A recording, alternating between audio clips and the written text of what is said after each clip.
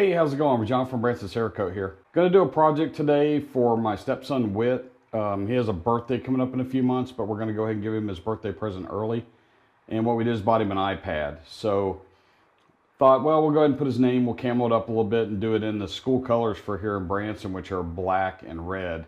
And then I'm also going to add another color in there just for the contrast. I've already wiped it down with acetone, sandblasted it at 45 psi just to rough it up a little bit.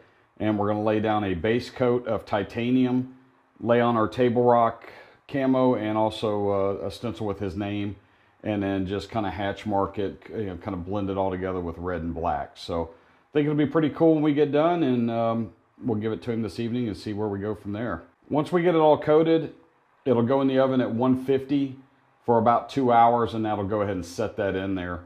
And then I'm going to go ahead and clear coat it with high gloss MC156. Leave the camera running while I'm doing the actual application, but I won't be talking anymore. So as always, don't forget to like, subscribe, comment, and share, and check us out at bransoncerakote.com for all your stencil needs. Thanks for watching.